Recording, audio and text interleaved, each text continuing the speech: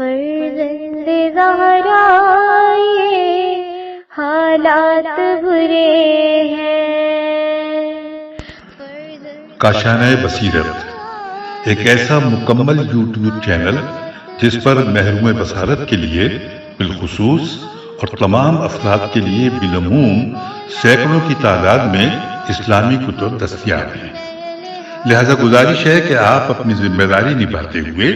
کاشانۂ بصیرت کو سبسکرائب کرنے کے ساتھ ساتھ بیل آئیکن کو پریس کیجیے تاکہ آپ علم کے حصول کے ساتھ ساتھ مذہب اہل بیت کی اشاعت میں بھی اہم کردار ادا کرتے رہیں۔ کاشانۂ بصیرت، کاشانۂ بصیرت، کاشانۂ بصیرت۔ فرزند زہرا یہ حالات برے ہیں۔ السلام علیکم ورحمۃ اللہ وبرکاتہ۔ سامعین، آپ سماعت فرما رہے ہیں سیرت امیر المومنین حضرت علی ابن ابی طالب حصہ دوم، تالیف علامہ مفتی جعفر حسین علی اللہ مقامہ کی ہے۔ آج ہم آپ کے سامنے اس کی 5ویں ریکارڈنگ پیش کر رہے ہیں، صفحہ نمبر 39۔ عنوان ہے خدا پابند مکان و زمان نہیں ہے۔ امیر المومنین علیہ السلام کا ارشاد ہے، وقت اس سے سابق نہیں ہے اور نہ زمانہ اس سے مقدم ہے۔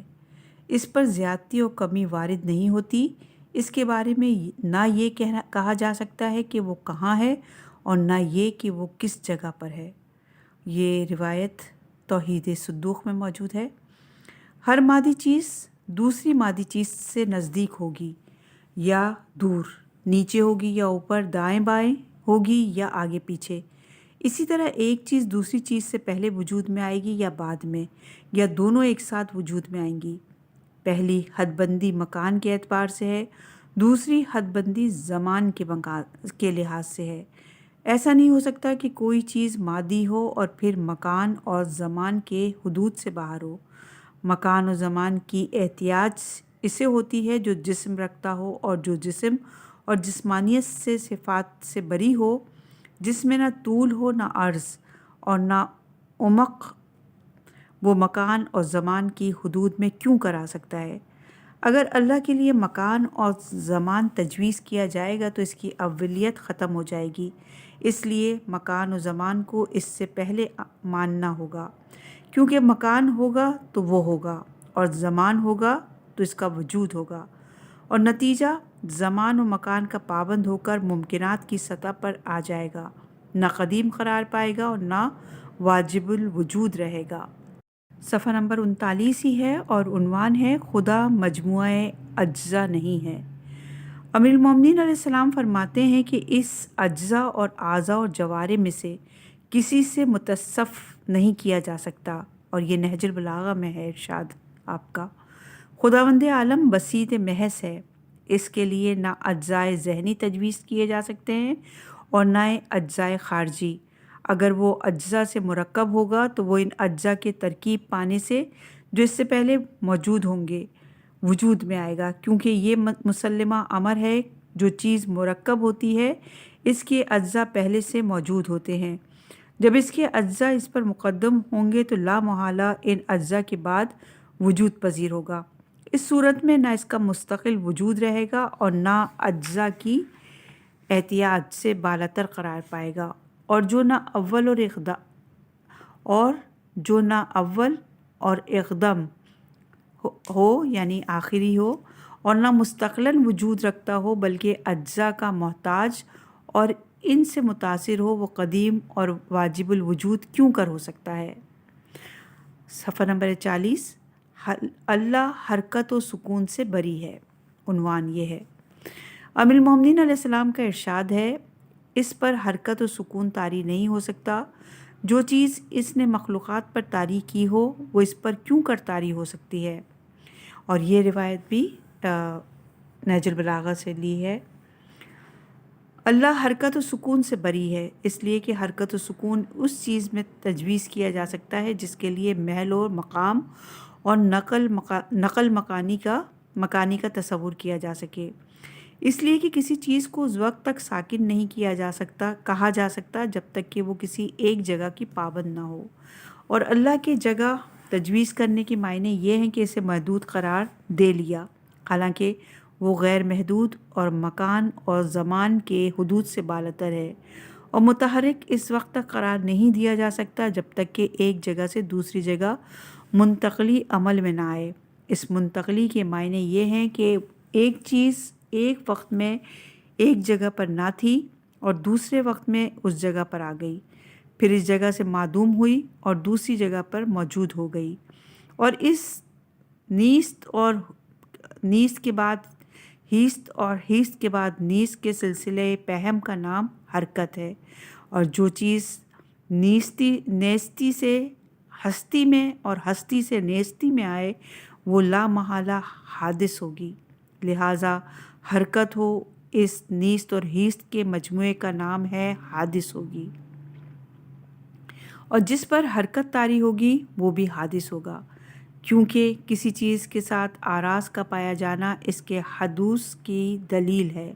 اور اللہ نہ حادث ہے اور نہ محل حوادث، اس لیے کہ حادث وہ ہے جو پردہ عدم سے وجود میں آئے، اور خداوند عالم قدیم ہے جو مسبوق بالعدم نہیں ہو سکتا اور واجب الوجود ہے جس میں نیستی کا گزر ممکن نہیں ہے۔ ان صفات سلبیہ کے علاوہ بھی حضرت علی علیہ السلام کے کلام میں چند صفتوں کی نشاندہی کی گئی ہے جن کی ذات خداوندی سے نفی ضروری ہے، جیسے اتحاد، حلول، احتیاج وغیرہ۔ انہیں نظر انداز کیا جاتا ہے کیونکہ صفات سلبیہ کے ذیل میں جو مختصر دلائل ذکر کیے گئے ہیں انہی دلائل سے ان کی بھی نفی کی جا سکتی ہے۔ صفحہ نمبر ہے 41 اور عنوان ہے ہستی باری کا اقرار عمل کا متغاضی ہے۔ امیر المومنین علیہ السلام کا ارشاد ہے، اپنے علم کو جہل نہ قرار دو اور یقین کو شک نہ بناؤ، جب جان چکے تو عمل کرو اور یقین پیدا کر چکے تو آگے بڑھو۔ دنیا میں ہر چیز کے کچھ خواص ہوتے ہیں جو اس سے الگ نہیں ہو سکتے، مثلاً سنکھیا کی خاصیت سمیت ہے اور شراب کی خاصیت نشہ ہے۔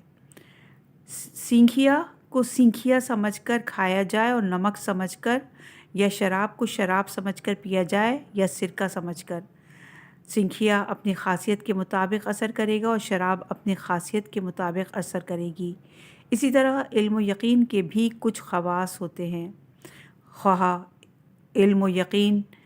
واقع کے مطابق ہو یا واقع کے مطابق نہ ہو۔ چنانچہ ایک شخص اندھیرے میں کوئی چیز دیکھتا ہے اور اسے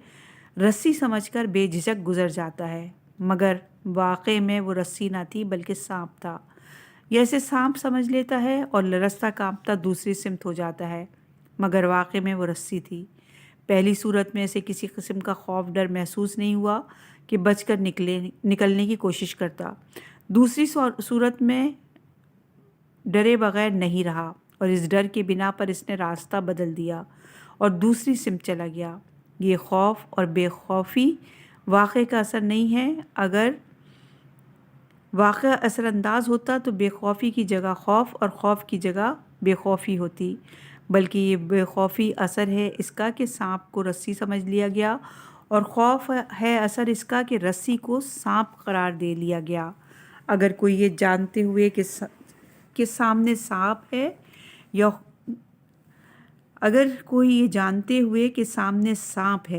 نہ خوف کھاتا ہے اور نہ راستہ بدل کر جاتا ہے تو اس کا جاننا نہ جاننا اور علم جہل ہوگا، اس لیے کہ اس نے تقاضۂ علم کو نظر انداز کر دیا اور اس سے بچ کر نکلنے کی ضرورت تھی، اس سے بچنے کی کوشش نہیں کی۔ ایمان کے معنی بھی علم و یقین کے ہیں اور اس کے تقاضے بھی وہی ہیں جو علم و یقین کے ہوتے ہیں، لہٰذا اللہ پر ایمان اور اس کی ہستی پر یقین محکم ہوگا تو انسان کی عملی زندگی متاثر ہوئے بغیر نہ رہے گی، اور اس یقین کے اثرات اس کے افعال و اعمال پر واضح طور پر مرتب ہوں گے، کیونکہ ایمان ایک باطنی محرک ہے جس کا اثر ظاہری اعمال پر پڑتا ہے، اور انہی ظاہری اعمال سے ایمان کی کمزوری و پختگی کا اندازہ ہوتا ہے۔ اگر ایمان پختہ اور راسخ ہوگا تو عمل کی تحریک قوی ہوگی، اور ایمان کمزور ہوگا تو عمل کی رفتار بھی سست ہوگی۔ یہ دونوں آپس میں اس طرح مربوط ہیں کہ ایک کو دوسرے سے الگ نہیں کیا جا سکتا۔ ایمان کی حیثیت اساس اور بنیاد کی ہے۔ اگر عقیدہ اور ایمان نہ ہو تو عمل کا سوال ہی پیدا نہیں ہوتا، اور اگر عمل نہ ہو تو عقیدے کی پختگی کا ثبوت باہم پہنچانا مشکل ہوگا۔ چنانچہ امیر المومنین علیہ السلام کا ارشاد ہے، ایمان اور عمل دو جڑواں بھائی ہیں، اور ایسے دو ساتھی ہیں جو ایک دوسرے سے الگ نہیں ہوتے، اور اللہ ایک کو دوسرے کے بغیر قبول نہیں کرتا۔ اگر کوئی شخص صدق دل سے اللہ کی ہستی کا اقرار کرتا ہے اور یہ یقین رکھتا ہے کہ ایک بالادست ذات موجود ہے جس سے خلوت و جلوت کے اعمال پوشیدہ نہیں ہے، تو وہ نہ اس کے احکام کی بجاوری میں کوتاہی کرے گا اور نہ اس کے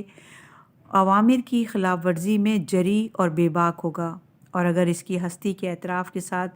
جذبہ عمل پیدا نہیں ہوتا تو یہ سمجھ لینا چاہیے کہ ابھی عقیدہ ناپختہ اور اعتراف صرف رسمی ہے۔ چنانچہ امیر المومنین علیہ السلام کے ارشاد سے ظاہر ہے کہ وہ علم جو عمل سے عاری ہو وہ علم نہیں بلکہ جہل ہے، اور وہ یقین جس پر یقین کے اثرات مرتب نہ ہو وہ یقین نہیں بلکہ شک ہے۔ صفحہ نمبر ہے 42 اور عنوان ہے مسئلہ قضاء و قدر۔ مسئلہ قضاء و قدر ایک مشکل مسئلہ ہے،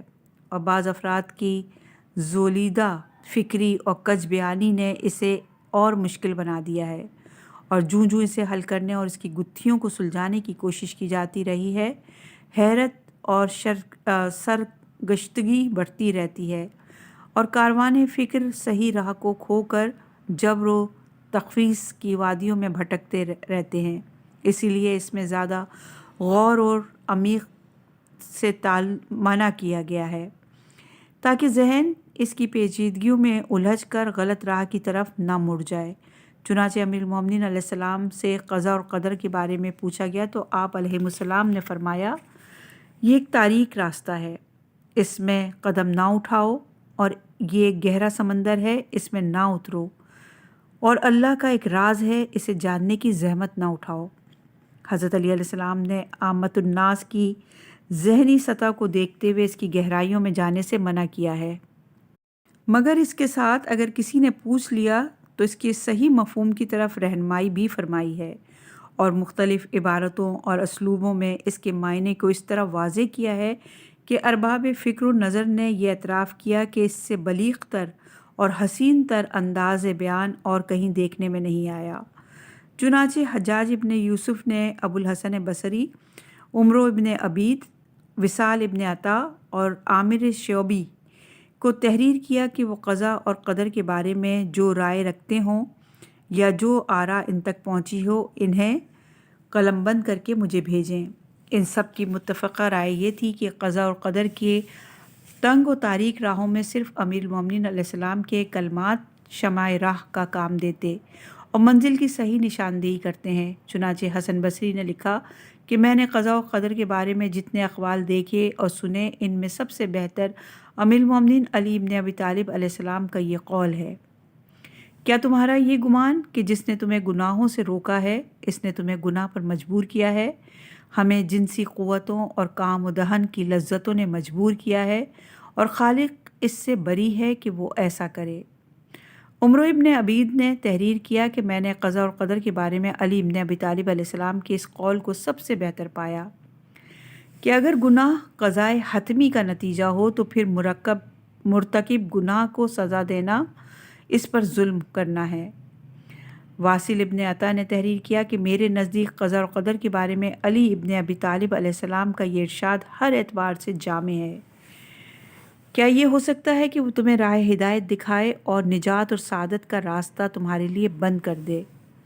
عامر شعبی نے لکھا کہ قضاء و قدر کے بارے میں علی ابن ابی طالب علیہ السلام کے اس قول سے بہتر کوئی قول نہیں۔ ہر وہ کام جس سے تم اللہ سے توبہ اور استغفار کرو وہ تمہارا کیا دھرا ہے، اور ہر وہ عمل جس پر تم اللہ کی حمد و ستائش کرو وہ اس کی توفیق کے شامل حال ہونے کا نتیجہ ہے۔ جب حجاج نے یہ کلمات پڑھے تو امیر المومنین علیہ السلام سے دشمنی اور عناد کے باوجود یہ کہے بغیر نہ رہ سکا کہ ان لوگوں نے یہ مطالب سرچشمہ علم لدنی سے حاصل کیے ہیں۔ اور یہ روایات ہیں مصابیح الانوار جلد نمبر 1 صفحہ نمبر 145۔ حضرت علی علیہ السلام کے ان ارشادات سے ظاہر ہے کہ انسان پر اللہ کی طرف سے کوئی جبر نہیں ہے، بلکہ اس سے جو افعال صادر ہوتے ہیں وہ اس کے ارادے اور اختیار سے صادر ہوتے ہیں، اس طرح کہ وہ چاہے تو کرے اور چاہے تو نہ کرے، اور فعل و ترک کی یہ دونوں صورتیں اس کے ارادے اور اختیار کے تابع ہیں، لہٰذا اس کے افعال کی ذمہ داری اسی پر عائد ہوگی۔ اور اگر یہ کہا جائے کہ اللہ نے انسان کو ایسا کیوں نہ بنایا کہ وہ برائی کرنے سے کے قابل ہی نہ ہوتا، اس سے صرف نیکی ہی صادر ہوتی، اگر ایسا ہوتا تو انسان نیکی و بدی کے امتیاز سے محروم رہتا اور انسانیت کی سطح سے گر کر حیوانی سطح پر آ جاتا، کیونکہ انسان کا اصل کمال ہی یہ ہے کہ وہ نیکی و بدی کو پہچانے اور باختیار خود بدی سے منہ موڑ کر نیکی کی راہ اختیار کرے اور اچھے کاموں پر جزا کا اور برے کاموں پر سزا کا مستحق قرار پائے۔ اشاریہ اور جبریہ نے قضا اور قدر سے دھوکہ کھایا اور یہ سمجھ لیا کہ انسان سے جو اچھے برے افعال سرزد ہوتے ہیں وہ ان کے بجا لانے پر مجبور ہے، کیونکہ قضا اور قدر نے اسے پابند بنا دیا ہے اور وہ ان خطوط سے سرمو ادھر سے ادھر نہیں ہو سکتا جو اس کے لیے نوشتہ ازلی نے متعین کر دیا ہے۔ یہ عقیدہ سراسر غلط اور خلاف عقل و وجدان ہے اور دلائل قاطعہ اس کے بطلان پر شاہد ہے۔ اولاً یہ کہ ہر ذی شعور انسان جانتا ہے کہ اس سے کچھ افعال با اختیار صادر ہوتے ہیں، جیسے چلنے پھرنے میں ہاتھ پیروں کی حرکات، کچھ افعال بلا اختیار صادر ہوتے ہیں جیسے نفس کی جنبش اور دل کی دھڑکن، اور ان دونوں قسموں میں امتیاز کرتا ہے اور یہ سمجھتا ہے کہ ہاتھ پیر کی حرکت اس کے اختیار و قدرت سے صادر ہوتی ہے اور نفس کی حرکت اور دل کی دھڑکن اس کے اختیار و قدرت سے باہر ہے، بلکہ حیوان بھی یہ سمجھتا ہے کہ کون سا فعل اس کے مقدور ہے اور کون سا فعل اس کی قدرت سے باہر ہے۔ چنانچہ اگر ایک تیز رو گھوڑے کے سامنے کوئی ندی یا چٹان آ جائے تو یہ سمجھ کر کہ اس ندی یا چٹان کو پھلانگنا اس کے بس میں نہیں ہے، اپنے قدم روک لیتا ہے، اور جب رکاوٹ برطرف ہو جاتی ہے اور راستہ ہموار دیکھتا ہے تو سمجھ جاتا ہے کہ دوڑ جاری رکھنا ہے، اس کے بس میں ہے، اور وہ حسب معمول دوڑنے لگتا ہے۔ جب ہم اپنے اختیاری اور غیر اختیاری افعال پر فرق کرتے ہیں اور یہ سمجھتے ہیں کہ ہم اختیاری افعال پر قدرت رکھتے ہیں اور غیر اختیاری افعال ہمارے احاطۂ قدرت سے باہر ہیں، تو اگر اپنے اختیاری افعال کی نسبت اللہ کی طرف دیں تو اس کے معنی یہ ہوں گے کہ ہمارے اختیاری اور غیر اختیاری افعال میں کوئی فرق ہی نہیں ہے، اور جنہیں ہم اختیاری کہتے ہیں ان کے بجا لانے پر بھی اسی طرح مجبور ہیں جس طرح غیر اختیاری حرکات اور افعال میں بے بس ہیں، اور یہ امر بدیہیات کے خلاف ہے۔ دوسری یہ کہ ہمارے افعال میں ہمارے ارادے اور اختیار کا کوئی دخل نہیں ہوتا، اور ہماری حیثیت اس اوزار کی مانند ہوتی ہے جو کسی صنعت کار کے ہاتھ میں ہوتا ہے اور جس طرح چاہتا ہے اسے حرکت دیتا ہے، یا لوہے کے اس ٹکڑے کی مانند ہوتی ہے جو مقناطیس کے اثر سے حرکت کرتا ہے۔ تو پھر ہو سکتا ہے کہ ہم کسی فعل کو ناپسند کرتے اور اسے نہ کرنا چاہتے تو وہ ہم سے قہراً صادر ہوتا ہے، اور کسی کام کو پسند کرتے اور اسے نہ کرنا چاہتے تو وہ ہم سے صادر نہ ہوتا، اس لیے کہ ان افعال کا فاعل تو اللہ ہے اور اس نے اپنے افعال کو ہمارے چاہنے اور نہ چاہنے کے تابع نہیں رکھا، بلکہ یہ عین ممکن ہے کہ ہم ایک کام کرنا چاہیں اور نہ چاہتے ہوئے، یا ہم ایک کام نہ کرنا چاہیں اور وہ کرنا چاہے۔ ہم دوبارہ اس جملے کو ریپیٹ کرتے ہیں، تھوڑا سا سمجھ کے بولنا ہے ہمیں۔ یہ عین ممکن ہے کہ ہم ایک کام کرنا چاہیں اور وہ نہ چاہے یعنی اللہ، یا ہم ایک کام نہ کرنا چاہیں اور وہ کرنا چاہے یعنی اللہ۔ مثلاً ہم مشرق کی طرف جانا چاہیں اور وہ یہ چاہے کہ ہم مغرب کی طرف بڑھیں، تو قہراً ہمارے قدم مغرب کی طرف اٹھنا چاہیں، یا اس کے برعکس ہم مغرب کی سمت کا ارادہ کریں اور وہ یہ چاہے کہ ہم مشرق کی طرف جائیں، تو قہراً ہمارا رخ مشرق کی سمت ہونا چاہیے، حالانکہ ایسا نہیں ہوتا، بلکہ جس سمت کا ہم قصد اور ارادہ کرتے ہیں ہمارے قدم اسی سمت اٹھتے ہیں۔ اس سے صاف ظاہر ہے کہ ہمارے اعمال ہمارے قصد اور ارادے کے تابع ہیں۔ جب ہم چاہتے ہیں تو وہ اعمال وجود میں آتے ہیں، اور جب ہم نہیں چاہتے تو وہ وقوع میں نہیں آتے، اور کوئی خارجی قوت ہمیں فعل یا ترک پر مجبور نہیں کرتی۔ تیسرے یہ کہ اگر انسانی اعمال اللہ کے ارادے سے وقوع میں آتے ہیں تو خواہ اس نے ان کے بجا لانے کا حکم دیا ہو یا نہ اس سے منع کیا ہو، تو اس کا لازمی نتیجہ یہ ہوگا کہ دنیا میں کفر اور شرک، قتل اور ظلم اور دوسرے قبیح امور اسی کے ارادے سے وجود میں آئے ہوں، اور جن اعمال خیر کا وقوع نہیں ہوا ہو اور اس کی نظروں میں ناپسندیدہ ہوں، کیونکہ جن اعمال کے وقوع کا اس نے ارادہ ہی نہیں کیا وہ لامحالہ اس کے نزدیک ناپسندیدہ ہوں گے۔ اس کے معنی یہ ہوئے کہ اس نے ان اعمال کے بجا لانے کا حکم دیا جن کے وقوع کا اس نے ارادہ ہی نہیں کیا تھا، اور ان کاموں سے منع کیا جن کو پسند کرتے ہوئے ایجاد کیا تھا۔ مثلاً نافرمان کفر و عصیان کی بنا پر مطیع قرار پائیں گے کیونکہ انہوں نے وہی کام انجام دیے جن کے وقوع کا اس نے ارادہ کیا تھا، اور ان کاموں سے کنارہ کش رہیں جن کے وقوع کا اس نے ارادہ نہیں کیا تھا، اور اسے کوئی بھی ماننے کے لیے تیار نہ ہوگا کہ کفر اور عصیان مراد الہی ہوں، اور ایمان اور اطاعت اعمال خیر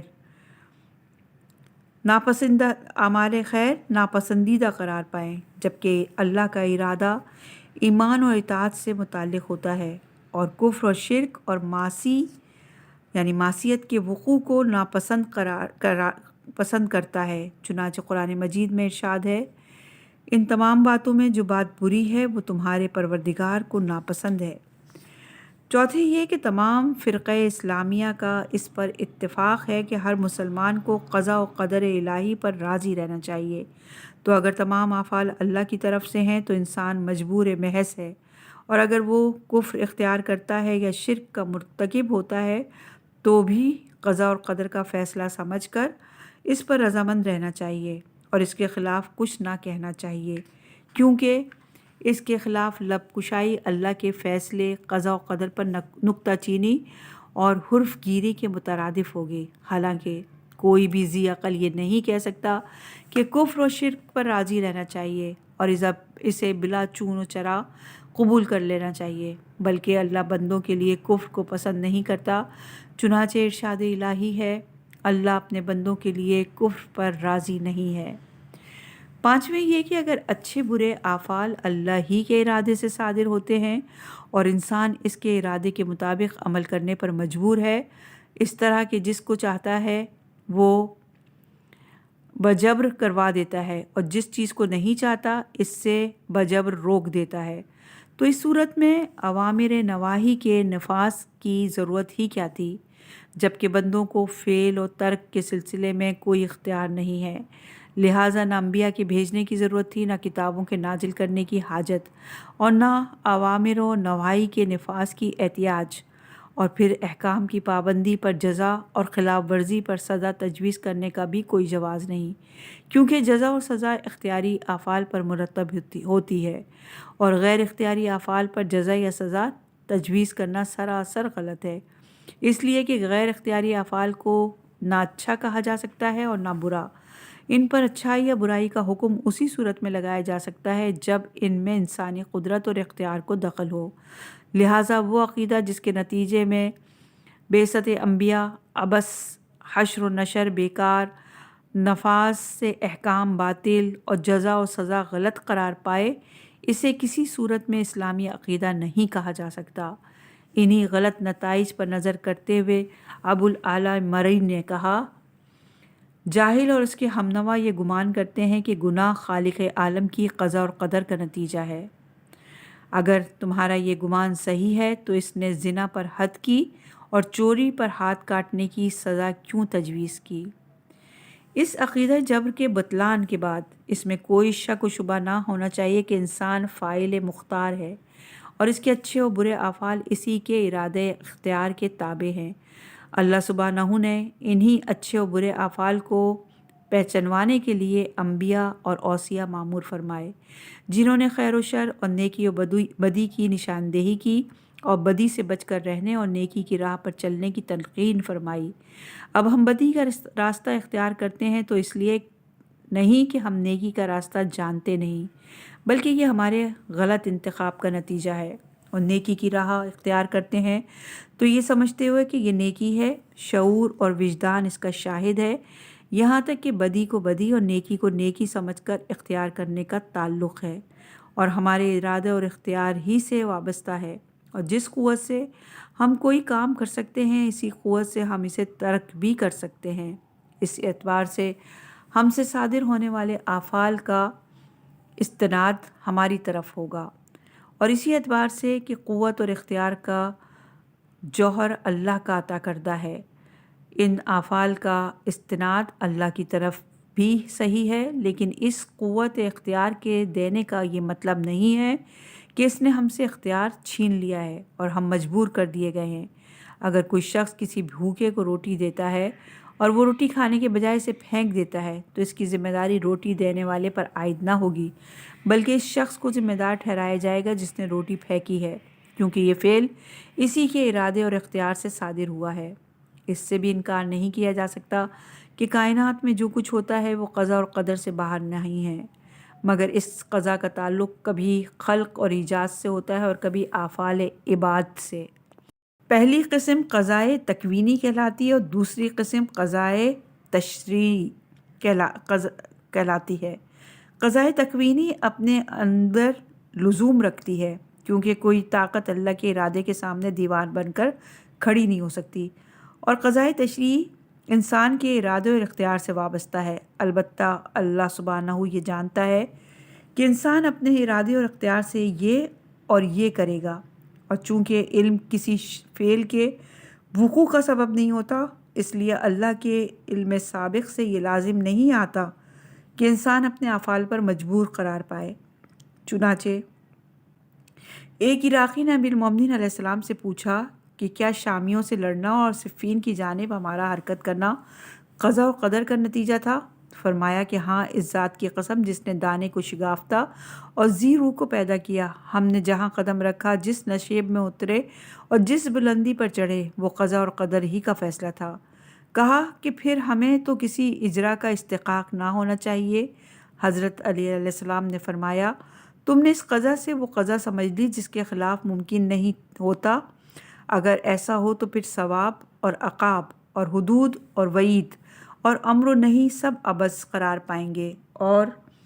इस सूरत में इंसान नेकी और मदह का और बुराई और मज़म्मत का मुस्तहिक़ ना रहेगा, और ये मजूसियों और क़दरियों का नज़रिया है। अल्लाह ने करने और ना करने का इख्तियार देकर अहकाम दिए हैं और बुरी बातों के अवाक़िब और नताइज से डराते हुए मना किया है। इसने तकलीफ़ शरई में आसानी रखी है और इसकी ख़िलाफ़ वर्जी इसलिए नहीं की जाती कि वो मलगूब और आजिज़ है, और ना बजबर इसकी इताअत होती है, और ना इसने मखलूक की तरफ रसूलों को बेकार माबूस किया है। इस इराक़ी ने कहा, फिर कौन सी क़ज़ा और क़दर थी जिसके ज़ेर असर हम निकले?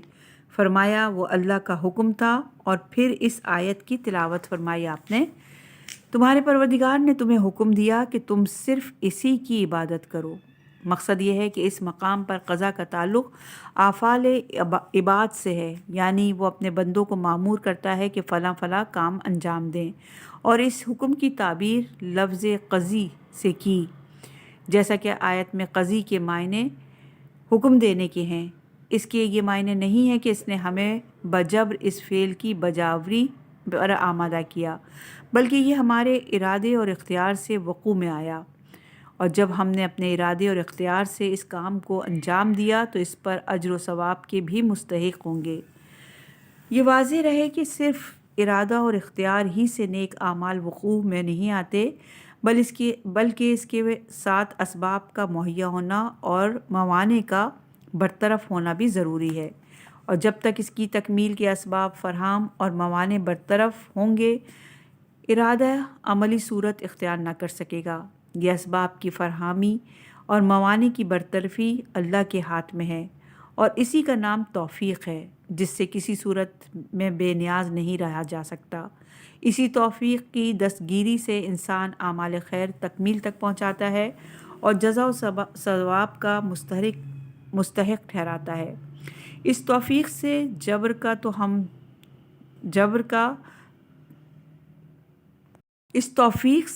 کا توہم نہ ہونا چاہیے، اس لیے کہ کسی کام کی انجام دہی کے اسباب مہیا کر دینا اور ہے اور اس کام پر مجبور کرنا اور ہے۔ بہرحال اس حد تک اللہ کے دخل کا اعتراف ضروری ہے کہ وہ موانع کو برطرف کر کے اعمال خیر کی بجاوری کے اسباب مہیا کرتا ہے۔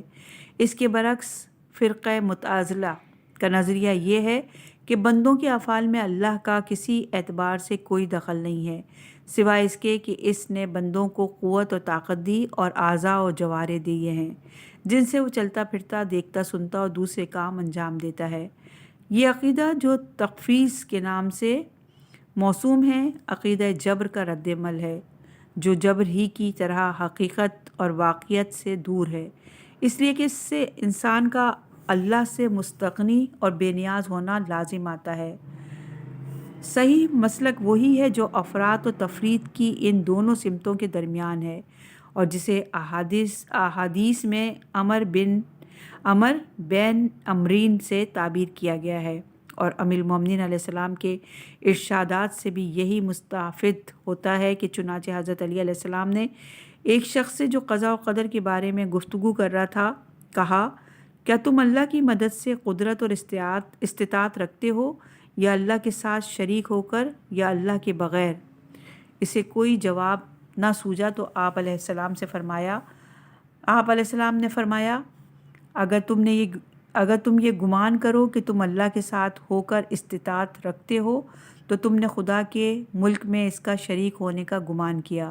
اور اگر یہ کہو کہ تم اللہ کے بغیر خود مستقلاً استطاعت رکھتے ہو تو تم نے ربوبیت کا دعویٰ کیا۔ اس شخص نے کہا، میں اللہ کی مدد و دستگیری سے استطاعت رکھتا ہوں۔ حضرت علی علیہ السلام نے فرمایا کہ اگر تم اس کے علاوہ کچھ اور کہتے تو گردن زدنی قرار پاتے۔ صفحہ نمبر ہے 49 اور عنوان ہے اصول خمسہ۔ دین اسلام کے اساسی عقائد کو اصول اور بنیادی اعمال کو فروع کہا جاتا ہے۔ یہ اصول 5 ہیں: توحید، عدل، نبوت، امامت اور معاد۔ ان میں سے توحید، نبوت اور معاد کے اصول دین ہونے پر تمام فرقہ اسلامیہ کا اتفاق ہے، اور عدل اور امامت شیعہ عقائد میں شمار ہوتے ہیں۔ اصول اصل کی جمع ہے جس کے معنی جڑ کے ہیں، اور فروع فرع کی جمع ہے اور جس کے معنی شاخ کے ہیں۔ عقائد کو اصول اور اعمال کو فروع اس لیے کہا جاتا ہے کہ جس طرح جڑ کے بغیر شاخیں پھلتی پھولتی نہیں ہیں، اسی طرح اصول کو مانے بغیر فروع کے نشو و نما پانے اور برگ و بار لانے کی کوئی صورت نہیں ہے، اس لیے کہ فروع ان شرعی احکام کا نام ہے جو اللہ کی طرف سے نازل ہوئے اور پیغمبر اکرم صلی اللہ علیہ وآلہ وسلم کی تبلیغ سے ہم تک پہنچے۔ اگر کوئی اللہ کی ہستی اور اس کے وحدت اور یکتائی کا قائل ہی نہیں ہے اور نہ پیغمبر اسلام صلی اللہ علیہ وآلہ وسلم کی نبوت کو تسلیم کرتا ہے تو وہ ان احکام کو احکام خداوندی ماننے اور ان پر عمل کرنے کے لیے آمادہ ہی کیوں کر ہوگا؟ اور اگر ان احکام کی بجاوری اور خلاف ورزی پر جزا اور سزا نہ ہو تو ان احکام کی پابندی کا ثمرہ اور نتیجہ ہی کیا، جبکہ انجام کار مطیع و نافرمان دونوں برابر ہو جاتے ہیں۔ اور اگر حشر اور نشر کے ساتھ عدل کا عقیدہ نہ ہو تو اللہ کے لیے کون سا امر مانے ہے کہ وہ نیک و فرمانبردار بندے کو جہنم میں جھونک دے اور سرکش اور نافرمان کو جنت میں جگہ دے دے؟ عادل نہ تسلیم کیا جائے گا اور نہ جزا و سزا کا نظریہ ہی بے معنی ہو جاتا ہے۔ اسی طرح اگر احکام میں تحریف اور تبدل سے تحفظ کا سر و سامان نہ ہو تو احکام اپنی اصلی حالت پر باقی نہیں رہ سکتے، بلکہ اغراض فاسدہ کا نشانہ بن کر اپنی حیت اور صورت کھو بیٹھتے ہیں،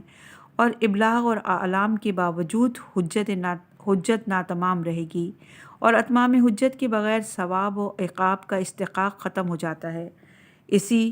تحفظ اور نگہداشت کی ذمہ داری کا نام امامت ہے۔ یہ اصول تمام تر तमाम तर अक़ल पर मबनी है और अक़ल ही वो मयार है जिस पर सही और गलत को परखा जा सकता है। इसीलिए कुरान मजीद में बार बार फ़िक्र व तदब्बुर की दावत दी गई है ताकि अक़ल व बसीरत की रोशनी में अक़ायद को परखा जाए और जांच परख कर दिल व दिमाग में जगह दे दी जाए। अगले इसमें रिकॉर्डिंग में हम उसूल खमसा के बारे में अमीर मोमिनीन अलैहिस्सलाम के चंद इरशादात आपके गोश गुजार करेंगे जो हक़ाइक़ पर मबनी है और मारिफ़ इलाहिया का